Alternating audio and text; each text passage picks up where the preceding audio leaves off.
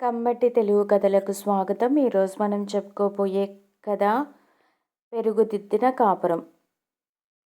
కథ మొదలు పెడదాం. చిన్మయి, రాఘవ కొత్తగా పెళ్ళైన జంట, చూడముచ్చటైన జంట అని అందరూ అనుకున్నారు. ఇద్దరు విద్యాధికులే, మంచి ఉద్యోగాలు చేస్తున్నారు. పెళ్లి కంటే ముందే రాఘవ ఓ గేటెడ్ కమ్యూనిటీలో అపార్ట్మెంట్ కొన్నాడు. కొత్త జంట కావటంతో ఆఫీస్లో కూడా పని విషయంలో కాస్త రిలాక్స్డ్గానే ఉంచారు. వాళ్ళ సంసారం ఆనందకరంగానే మొదలైంది. ఓ 4 రోజుల పాటు హైదరాబాద్ వద్దాం అనుకుంటున్నాం అని ఫోన్ చేశాడు రాఘవ తండ్రి. రండి నాన్న, దీనికి నన్ను అడగాలా, చెప్పాడు రాఘవ. రాఘవ తల్లి తండ్రి వచ్చి 2 రోజులు ఉండి వెళ్ళిపోయారు. 4 రోజుల తర్వాత ఓ శుభోదయాన చిన్మయి ఆఫీసు సీట్లో కూర్చున్న వెంటనే సెల్ ఫోన్ మోగింది. అమ్మా చెప్పు.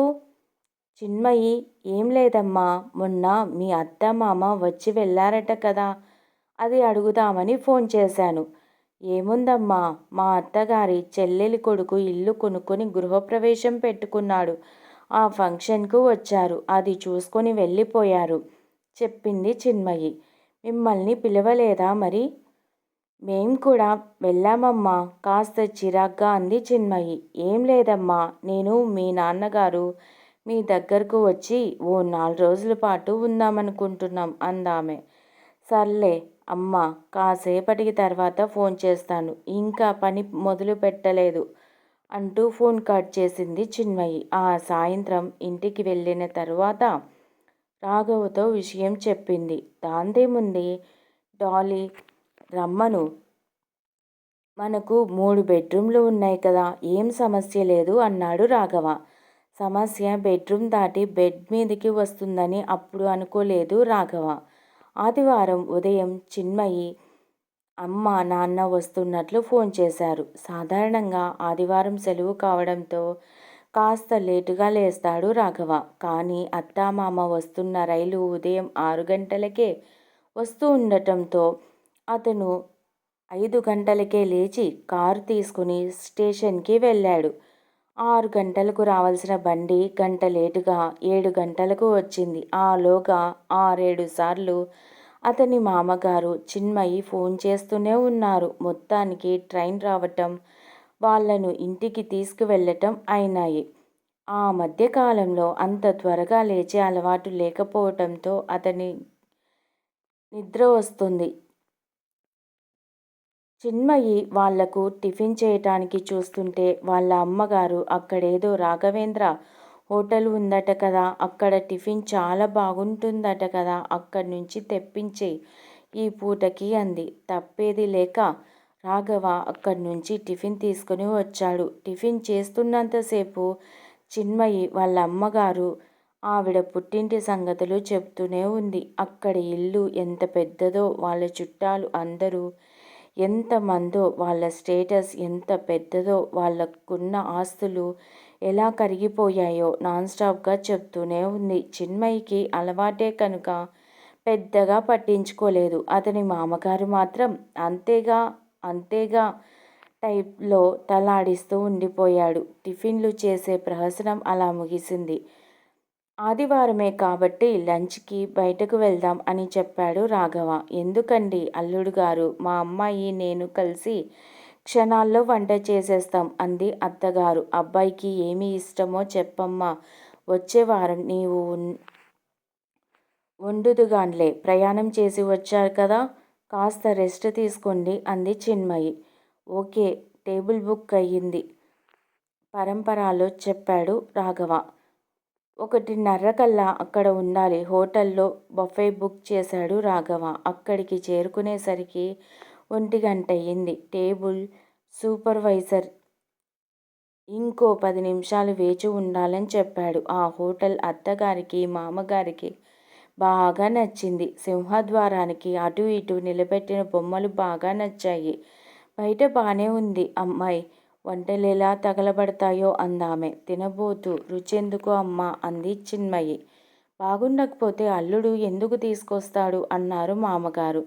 తిన్నంతసేపు తను చేసే వంటల గురించి చెప్తూనే ఉంది అత్తగారు. పక్క టేబుల్ వాళ్ళు వీళ్ళ వంక విచిత్రంగా చూస్తుంటే చిన్మయి ఊరుకోవే అమ్మా, ఇంటికెళ్ళి మనం కబుర్లు చెప్పుకుందాం, ముందు తిను అంది. నన్ను మాట్లాడనీయవేమిటే, మీ నాన్నగారు చూడు, నేనేమన్నా నవ్వుతూ తలుపుతారు అన్నిటికీ అంది అత్తగారు. పెళ్ళైన తర్వాత అత్తగారు మామగారు వీళ్ళ ఇంటికి వచ్చింది లేదు. ఇదే మొదటిసారి. ఆవిడ వాగ్దాటి గురించి పెళ్ళైన తర్వాత చుట్టాల వారు కొంతమంది మాట్లాడుతూ ఉంటే వినేదే కానీ ప్రత్యక్షంగా చూసింది లేదు. అమ్మో, ఆవిడ పెద్ద కంచు బాబోయ్ అంటుంటే విని నవ్వుకున్నాడు రాఘవ. కానీ ఇప్పుడు అతను ప్రత్యక్షంగా చూస్తుంటే అర్థమవసాగింది. చిన్మయి తల్లిని ఏమీ అనకపోయినా చూపుల్లో చిరాకు అతని కన్ను దాటిపోలేదు. మొత్తానికి భోజనాలు అయ్యాక ఇంటికి బయలుదేరారు. దారి పొడవునా వాళ్ళ అక్క కొడుకు సోమయాజులు ఎంత గొప్పవాడో, చెల్లెలి కూతురు ఎంతమంది చుట్టాలు పిల్లల్ని అమెరికా తీసుకొని వెళ్ళిందో కథలు కథలుగా చెప్తూనే ఉంది. అతని మామగారు మాత్రం ఆమె వంక చిద్విలాసంగా చూస్తున్నారు. ఇంటికి వచ్చాక రాఘవ కాస్త కునుకు తీద్దామనుకున్నాడు. కానీ వాళ్ళ బెడ్రూంలోకి అత్తగారు దూరిపోయింది. చిన్మయితో కబుర్లు చెబుతూ కూర్చుంది. మామగారు వాళ్లకు కేటాయించిన గదిలో నిద్రకు ఉపక్రమించారు. రాఘవ 2-3 సార్లు అటూ ఇటూ తిరిగాడు. కానీ ఆమె ఏమాత్రం పట్టించుకోలేదు. రాఘవ చిన్మయి వంక చూశాడు. ఆమె కూడా అమ్మ మ్యానియాలో మునిగిపోయింది. ఇక చేసేది ఏమీ లేక ఆఫీస్ పని కోసం కేటాయించిన గదిలో ఉన్న దివాన్ మీద నడుం వాల్చాడు. సాయంత్రం వరకు వాళ్ళు కబుర్లు చెప్పుకుంటూనే ఉన్నారు. రాత్రికి శరమామూలే లాగా అత్తగారి ప్రపంచనానికి మిగిలిన ముగ్గురు గడ్డిపోచల్లాగా అల్లాడిపోయారు. రాఘవ సోమవారం కోసం ఎప్పుడూ అంతలా ఎదురు చూడలేదు. ఉదయాన్నే లేచి తయారై 1 గంట ముందుగానే ఇంట్లో నుండి బయటపడ్డాడు. ఆఫీస్కి వెళ్ళటంలో అంత హాయిని అతనెప్పుడలా అనుభవించలేదు. 2 రోజులు గడిచాయి. చిన్మయి సాధారణంగా ఆఫీస్కు సెలవు పెట్టదు. వాళ్ళ అమ్మ నాన్న ఉన్నారని 3 రోజులు సెలవు తీసుకుంది. దాంతో రాఘవ్ ఒక్కడే ఆఫీస్కు వెళ్తున్నాడు. ఆఫీస్కి వెళ్ళేటప్పుడు చిన్మయి చేసే చిలిపి అల్లరి గుర్తుకు వచ్చి నవ్వుకున్నాడు. ఇంకా ఎన్ని రోజులో అనుకుంటూ నిట్టూర్పులతోనే బయటకు నడిచాడు. శనివారం మేం బయలుదేరతాం అల్లుడుగారు చెప్పారు మామగారు. చెవుల్లో అమృతం పోసినట్టు ఫీలయ్యాడు రాఘవ. మాట వరుసకు మాత్రం అప్పుడేనా మామయ్య గారు, ఇంకా 4 రోజుల పాటు ఉండవచ్చు కదా అన్నాడు. లేదు అల్లుడు గారు, మళ్ళీ వచ్చే నెల మా మరదలి చెల్లెలి కొడుకు పెళ్ళి ఉంది, దానికి తప్పకుండా రావాలి అన్నారు మామగారు. సర్లేండి, మీ ఇష్టం అంటూనే లోపల మాత్రం ఆనందపడ్డాడు రాఘవ. మధ్యాహ్నం భోజనాలు అయ్యాక అత్తగారిని మామగారిని రైల్వే స్టేషన్కి తీసుకుని వెళ్ళాడు రాఘవ. శనివారం సెలవు కావడంతో చిన్మయి కూడా స్టేషన్కి వచ్చింది. వెనక సీట్లో కూర్చొని చిన్మయి అత్తగారు మాట్లాడుకుంటున్నారు. మళ్ళీ ఎప్పటికి కలుస్తాము అన్నట్లు కబుర్లు చెప్పుకుంటున్నారు. స్టేషన్లో ప్లాట్ఫారం మీద కూడా చెవులు కొరుక్కుంటూనే ఉన్నారు. చూసే వాళ్ళకి ఎలా ఉందో కానీ రాఘవకు మాత్రం వారి ప్రవర్తన కాస్త అతిగా అనిపించింది. మామగారు పెద్దగా మాట్లాడని మనిషి కావటంతో రాఘవకు ఏం తోచటం లేదు. నెత్తిన పాలు పోసినట్టు ట్రైన్ వస్తున్నట్లు అనౌన్స్ చేశారు. సెండ్ ఆఫ్ చేస్తూ కళ్ళనీళ్ల పర్యంతం అయ్యింది చిన్మయి. వచ్చే 15 రోజుల్లో వస్తాం కదమ్మా, ఎందుకంత బాధపడతావు అంది అత్తగారు. అమ్మో అనుకున్నాడు రాఘవ. ట్రైన్ కనుమరుగయ్యే వరకు కళ్ళల్లో నీళ్లతో చెయ్యి ఊపుతూనే ఉంది చిన్మయి. ఆ రోజు ఇంటికి వెళ్ళిన తర్వాత కూడా ఆమె చాలా మూడిగా ఉంది. రాఘవ్ ఏమడిగినా ఆ ఊ లతోనే గడిచింది. మరుసటి రోజు ఉదయాన్నే ఈరోజు ఎటైనా వెళ్దామా అని అడిగాడు రాఘవ. ఇప్పుడు ఎందుకు, మా అమ్మ నాన్న ఉన్నప్పుడైతే బాగుండేది. అయినా వాళ్ళుంటే మీకు ఎప్పుడూ చిన్నచూపే, మూతి 3 వంకర్లు తిప్పుతూ అంది చిన్మయి. అదేమిటి అలా అనేశావు, నేనేం తక్కువ చేసి మాట్లాడాను మీ వాళ్ళతో అడిగాడు రాఘవ. అంతలో చిన్మయి ఫోన్ రింగ్ అయ్యింది. అమ్మ చెప్పు, ప్రయాణం బాగా జరిగిందా, ఎన్ని గంటలకు ఇంటికి చేరుకున్నారు అడిగింది చిన్మయి. స్పీకర్ ఆన్లో ఉందేమో. ఆ సంభాషణ అంతా వినిపిస్తోంది. ఇప్పుడే వచ్చావా ఇప్పుడే వచ్చామమ్మా. అలా బ్రష్ చేసుకొని కాఫీ తాగుతూ నీకు ఫోన్ చేస్తున్నాను. వారం రోజులు అక్కడ లేవు కదా, ఏంటి విశేషాలు? ఇక్కడేముంటాయమ్మా, నిన్ను చూస్తేనే నాకు బాధేసింది. ఇంకా ఏదో చెప్తుంది అత్తగారు. చిన్మయి టక్కున స్పీకర్ ఆఫ్ చేసి బయటకు వెళ్ళి మాట్లాడసాగింది. రాఘవ మనసు చివుక్కుమంది. తమ మధ్య దాపరికం లేదనుకునేవాడు. అందుకే ప్రతి విషయం ఆమెతో చెప్పేవాడు. చిన్మయి కూడా ఓపెన్గా ఉండటాన్ని చాలా మెచ్చుకునేది. చిన్మయి ఓ పావుగంట తర్వాత లోపలికి వచ్చింది. ఏంటోయ్, అయిపోయాయా మీ కబుర్లు? నేను అడిగింది ఇంకా నీవు చెప్పనే లేదు. ఎక్కడికైనా బయటకు వెళ్దామా అని అడిగాడు. మీ ఇష్టం అనేసి లోపలి గదిలోకి వెళ్ళిపోయింది చిన్మయి. ఏమైంది, అంత మూడిగా ఉన్నావు? ఎనీ ప్రాబ్లం అడిగాడు రాఘవ. ఏం లేదు. ఎందుకో పొద్దున్నుంచి చాలా తలనొప్పిగా ఉంది. రాత్రి కూడా సరిగా నిద్ర పట్టలేదు అంది చిన్మయి. సర్లే, ఇవాళ రెస్ట్ తీసుకుందాం. మళ్ళీ రేపటి నుంచి ఆఫీసు ఇల్లు సరిపోతుంది అన్నాడు రాఘవ. ఆ వారం రోజుల్లో రాఘవ ఓ విషయం గమనించాడు. ఇంటి దగ్గర ఉన్నప్పుడు కూడా ఓ 6-7 సార్లు చిన్మయి వాళ్ళ అమ్మ ఫోన్ చేస్తుంది. మొదట్లో క్లుప్తంగా ముగించిన రాను రాను ఆ కాల్ వ్యవధి పెరిగింది. ఆ ఫోన్ వచ్చిన తరువాత చిన్మయి కొంతసేపు ఏదో ఆలోచిస్తూ ఉండిపోయేది. కళ్ళ కింద నల్లని వలయాలు ఏర్పడసాగాయి. అడిగితే ఏం లేదు అనేది. ఇలా కొన్ని రోజులు గడిచాయి. ఓ రోజు ఉన్నట్నుండి మిమ్మల్ని ఓ విషయం అడగాలి అంది చిన్మయి. మనం ఇద్దరం సంపాదించి ఏం చెయ్యాలి? మీరు ఒక్కరే ఉద్యోగం చేస్తే చాలదా? ఇదేం ఆలోచన? ఉద్యోగం మానేసి ఏం చేద్దామని అన్నాడు రాఘవ. రేపు మనకు పిల్లలు పుడితే వాళ్లకు అన్ని వసతులు సమకూర్చడానికి మనం ఫైనాన్షియల్గా సౌండ్ పొజిషన్లో ఉండాలిగా.